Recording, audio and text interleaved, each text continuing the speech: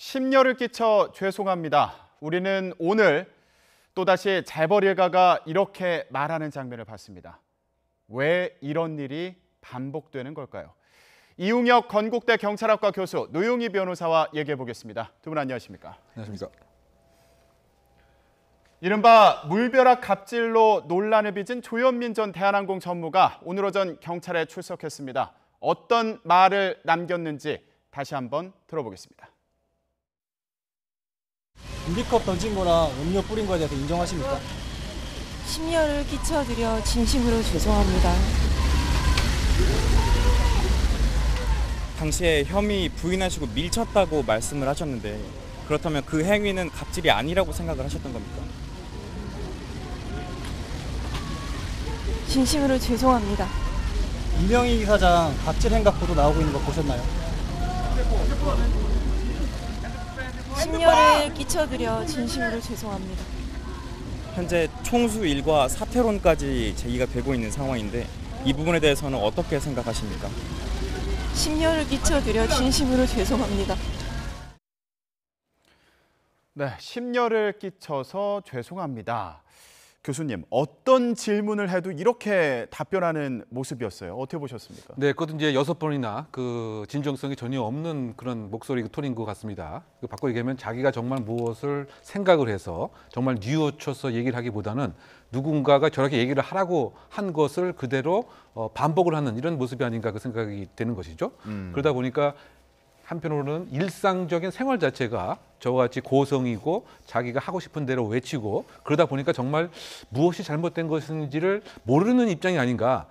다만 그 형벌이라고 하는 그 조사 앞에서 변호사가 얘기한 대로 하는 것이 조금 이익이 되겠다라고 해서 반강제적으로 얘기하는 것은 아니냐. 뭐 이런 사실 느낌을 가질 수밖에 없습니다. 그만큼 목소리의 뉘우침과 회오감과 자신의 그 잘못을 진정으로 용서를 구하는 이와 같은 것이 아니었다고 하는 그 점에서 왜 언니도 그랬는데 동생까지 4년 전에 판박이 같은 모습이 이렇게 드러나느냐, 이 부분에 있어서 국민의 마음이 더 아프고 공분이 자아내는 상황이 아닌가 생각됩니다. 네, 진정 어린 사과와 반성이 아니라 뭔가 조사 상황을 염두에 두고 발언을 하는 것 같기도 하고요. 어떻게 보셨습니까? 뭐 당연히 변호사들이 하라고 그런 말을 하라고 했겠죠. 근데 이제 여러 가지 상황에 따라서 여러 가지 대답을 하면 진정성이 있어 보이니까 좋을 수 있겠지만은 오히려 그런 과정 중에서 실수할 가능성이 있기 때문에 그냥 일관적으로 어떤 상황이든 통용될 수 있는 말을 시킨 것으로 지금 보이고요. 그래서 일각에서는 이 장면을 보고 죄송 로봇이냐 이런 얘기까지 죄송 로봇이냐? 예, 그냥 로봇이라 해도 죄송하다는 말만 하고 있기 때문에 그런 얘기도 했고요. 또 하나는 아마도 조현아 씨가 선배로서 그 동안에 있었던 자신의 경험을 되살려서 이것을 코치하고 있는 게 아니냐라는 얘기도 하고 있습니다. 왜냐하면 이번 사건과 관련해서 이제 어떤 식으로 대처할지에 대해서 조현민 씨 등이 이제 논의를 했었었는데 조현아 씨가 이런 거 관련해가지고 본인이 생각했던 경험을 설명해주면서 막았다 이런 얘기도 있기 때문에 제가 봤을 때는 아마 조현아 씨가 또 이런 말을 하는 것이 좋겠다라고 조언해줬을 가능성도 있습니다. 예, 사실 지금 언니인 조현아 전 사장 관련해서도 얘기를 해봤는데 지금 영상으로 보여드리고 있지만 당시에 조현아 전 사장 같은 경우에도 뭐 죄송합니다. 계속 이 말만 반복하지 않았습니까? 네, 그 질문의 내용에 따라서 답을 하는 것이 아니고 내가 말할 답변은 이미 그 정해져 있는 것처럼 계속 죄송합니다, 죄송합니다 이렇게 얘기를 했던 것 같습니다. 근데 그 언니 모습의 그 데자부가 아닌가 뭐 이런 것이 그 옷 색깔도 사실은 검은색으로 그 거의 비슷한 것 같고요. 또 그 머리를 이제 길게 그 내려뜨려서 얼굴 자체를 가리려고 하는 뭐 이런 모습도 사실 언니의 그 모습과 그 동일하지 않는가 뭐 이런 생각을 해봅니다. 그리고 그 조현아 씨는 저와 같이 사과를 할 때는 무엇인가 조금 뉘우치는 모습을 봤지만 또 조사 과정에서는 전혀 개의치 않고 당당하게 얘기를 했다. 방어에는 철저히 했다. 뭐 이런 얘기를 하고 있는 것인데 지금 그 강서경찰서에서 조사받는 상황을 보면 상당 부분 적극적으로 그 방어를 하고 있다. 뭐 이런 얘기를 하고 있는 것 같습니다. 그래서 그 점심에 그 7,000원짜리 그 도시락을 먹고 나서 변호인 2명 중에서 1명이 동참을 해서 지금 조사에 지금 임하고 있는 것인데 폭행과 관련된 여러 가지 사실에 그 대해서는 아주 그 적극적으로 일단은 디펜스 방어를 하고 있는 것으로 알려져 있기 때문에 언니의 모습과 상당히 흡사한 것이 그대로 또 투영되고 있는 것이 아닌가 생각이 듭니다. 지금 조사 과정에 대해서 얘기를 해봤는데 일단 혐의가 광고 대행사 직원들에게 소리를 지르고 뭐 유리컵을 던졌다 그리고 음료를 뿌렸다 뭐 이런 혐의를 받고 있는 거 아닙니까? 어떻게 됩니까 구체적으로? 네, 혐의는 크게 보면 이제 두 가지입니다. 폭행 그리고 업무 방해 이렇게 나눠져 있는데요. 다만 이제 그 폭행이 단순 폭행이냐 아니면 특수 폭행이냐 이 부분에 대해서 경찰에서 철저하게 좀 조사를 하고 있는 것 같고요. 예. 즉 단순 폭행은 단지 물만을 이렇게 뿌리거나 또는 일정한 음료수를 던졌는데 그 컵이 유리가 아니고 그냥 종이컵인 거죠. 그럼 이런 단순 폭행이 됩니다. 즉 위험한 물건이었을 때는 이제 특수 폭행이 되는 것이고 예. 그래서 단순 폭행이냐 아니면 특수 폭행이냐 이 부분에 있어서 경찰이 지금 수사를 하고 있는 것이 가장 초점입니다. 예. 그래서 이것에 관한 이제 그 증거와 관련돼서는 회의를 하는 중에 회의 과정에 그 녹취된 그 녹취 자료가 있습니다. 그렇다고 본다면은 컵이 떨어지는 소리라든가 또는 고성이라든가 예. 이런 것이 이제 하나가 중요한 증거가 될 것이고요. 그리고 그 피해자에 대해서 일정한 뭐 진술을 확보했는데 일정한 음료수가 당사자에게 팀장과 팀원에게 향해졌다. 이런 것이 그 확보가 되었고 예. 다만 이 부분에 있어서 지금 그 조현민 씨는 이제 그것을 부인하는 것이죠. 실질적으로 향해서 던진 것이 아니고 컵도 실수로 뭐 떨어진 것이다. 결국은 폭행이라고 하는 것이 없다라고 하는 이런 쪽으로 계속 얘기를 하고 있는 이와 같은 상황이기 때문에 과연 폭행이 존재했는지 또는 특수 폭행이 존재했는지 예. 이것이 사실은 조현민 씨를 얼만큼 처벌할 수 있느냐 아주 그 중요한 현재 요소입니다. 그래서 단순 폭행에 지나지 않게 되면 피해자가 합의를 하게 되면 예. 나는 처벌을 원치 않는다. 소위 그 반의사 불벌죄라고 하죠. 그러면 이 사건은 그냥 해프닝으로 끝나게 됩니다. 그런데 특수 폭행인 경우에 있어서만 처벌의 가능성이 있는 것이기 때문에 지금 폭행이냐 특수 폭행이냐는 아주 중요한 수사의 초점이다. 이렇게 예. 요약할 수가 있겠습니다. 지금 그 부분을 가르는 게 유리컵이다 이렇게 보면 되는 건가요?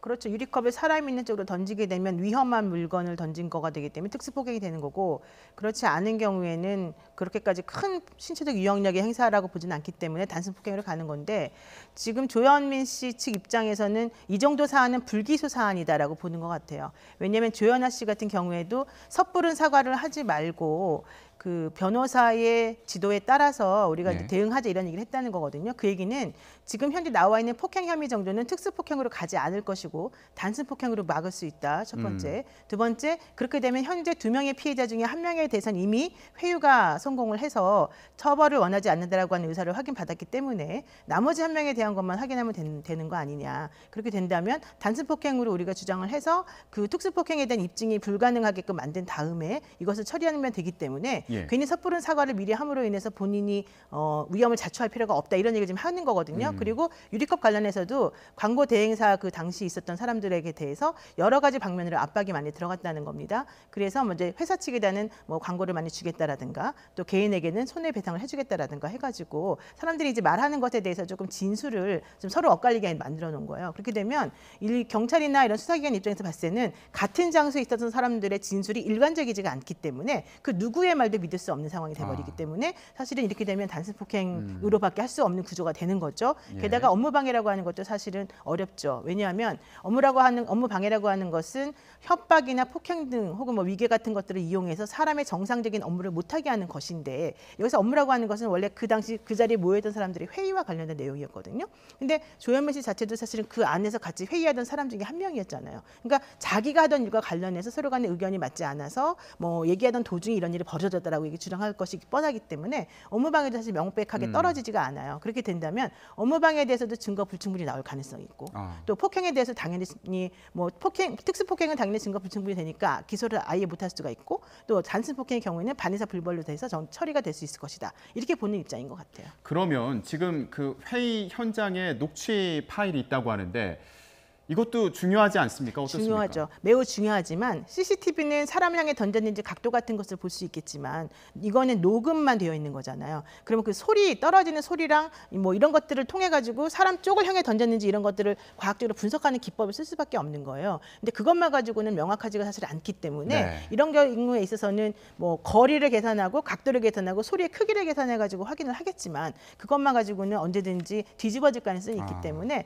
예. 사실 경찰 입장에서 보자면 좀 부담스러운 수사 과정이 된다 이렇게 볼 수 있습니다. 과연 경찰 조사 결과가 어떻게 나오는지 지켜봐야겠습니다.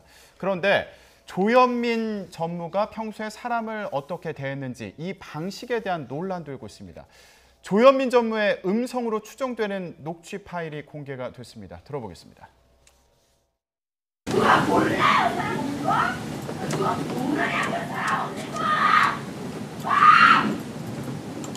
뭐야?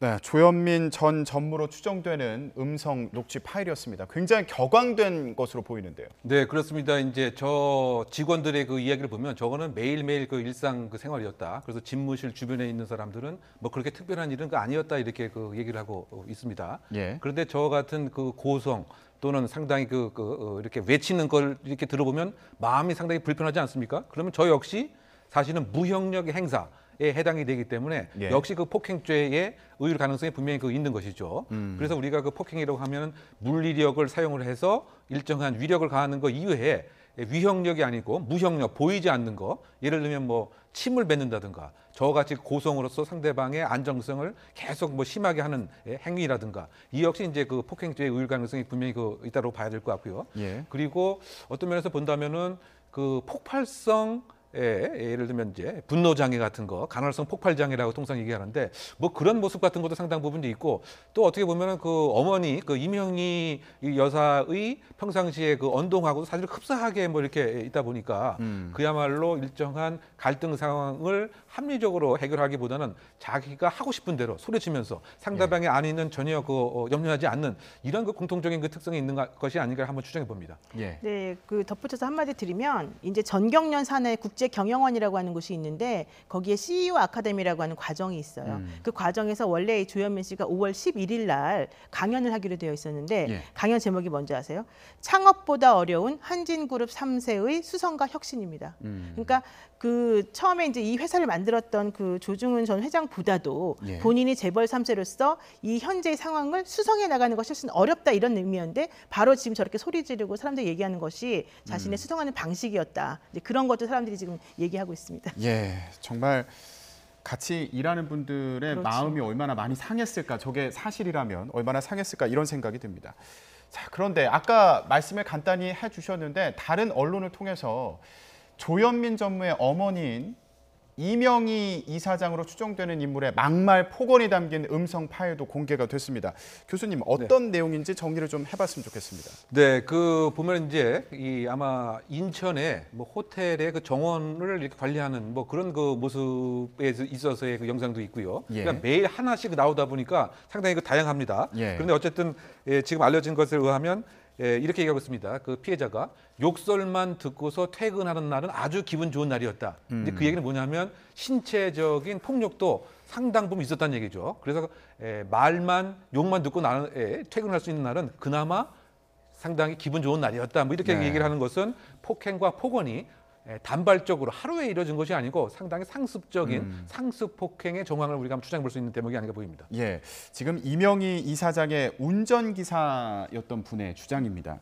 자, 그렇다면 이게 상습적인 폭언과 폭행이 있었던 거 아니냐 이런 의문을 갖게 되는데 이것도 처벌이 가능한 상황인가요? 어떻습니까? 원래 지금 경찰에서 내사하고 있는 것도 바로 이런 부분인데요. 이 운전기사 A씨 주장에 의하면 자신이 저런 식으로 제보하고 나니까 5천만 원 들고 와서 회유를 했다는 거잖아요. 그리고 자신이 그 녹음해놨던 걸 가져갔다는 거예요, 핸드폰을. 예. 또 하나는 본인 이전에 있었던 다른 운전기사들에 대해서도 작게는 수천만 원, 많게는 1억 원 이상까지 돈을 주면서 입을 막았다라고 하는 얘기를 이분이 하고 있어요. 그 얘기를 들어보게 되면 이번 사건에서만 이 이명희 씨가 이런 식으로 행패를 부린 것이 아니고 모든 사람들에 대해서 그런 식으로 행패를 부려왔었고 그것이 당연히 바깥으로 퍼져나가는 걸 막기 위해서 여러 가지 노력을 해왔다는 걸 알 수 있거든요. 예. 그래서 제가 봤을 때는 이런 식의 상습 폭언이나 상습 폭행 혐의에 대해서 사실은 이게 그 친고죄가 아니기 때문에 경찰에서 얼마든지 수사를 본인들이 적극적으로 의지만 있으면 할 수 있는 건데 이제 문제는 저기 지금 나와 있던 그 영상 같은 경우는 영상이 있기 때문에 사실은 좀 가능한 부분이지만 영상도 사실 얼굴 자체가 완전히 보이지는 않기 때문에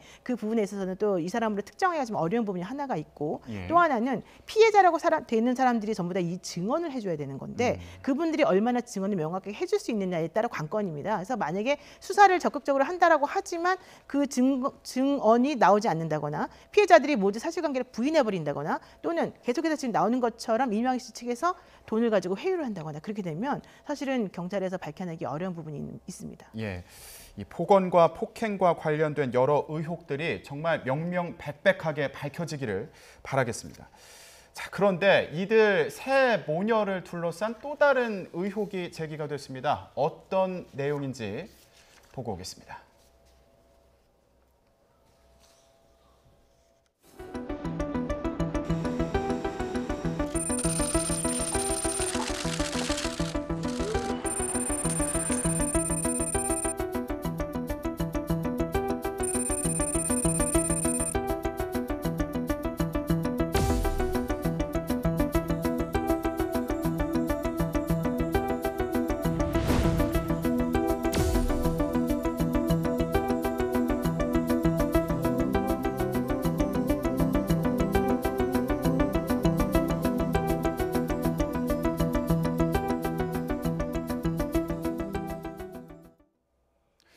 고가의 개인 물품을 비행기에 실어서 몰래 들여왔다. 예, 이런 의혹 아닌가요? 네, 그렇습니다. 어떻게 보면 이게 뭐 조세 포탈 플러스 밀수의 혐의도 뭐 있지 않는가 생각이 되는데요. 결국은 이제 그 대한항공의 인적 네트워크를 활용해서 해외에서 명품이라든가 필요한 물품을 직원을 통해서 이제 시키는 거죠. 그러면 비행기로 그 나르게 되는 겁니다. 어떻게 보면 택배도 아닌데 뭐 비행기가 뭐 택배 역할을 하는 이와 같은 꼴이 되고 예. 도착을 하게 되면은 상주 그 통로가 있어 직원들이 상주한 그 통로를 그 통해 갖고 결국은 평창동 집까지 그 배달이 되는 이와 같은 형태였습니다. 근데 이와 같은 일을 하는 소위 그 사내에 특수 팀이 또 따로 있었다고 오늘 그 진술이 확보가 되었습니다. 예. 그러다 보니까 이것은 관세 포탈 플러스 밀수의 혐의도 있는 것은 아니냐? 그러면 피의자의 그 대상이 되는 것이 이맹희 씨와 지금 조현민, 조현아 뭐 이렇게 지금 보고 있는 것 같습니다. 예. 그래서 관련돼서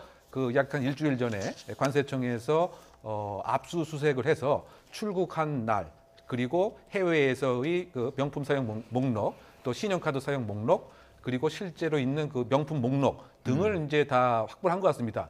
그러고 나서 또 왠지는 모르겠지만 평상시와 달리 이 일가가 약 1000페이지에 달하는 A4 용지를 파쇄를 했다.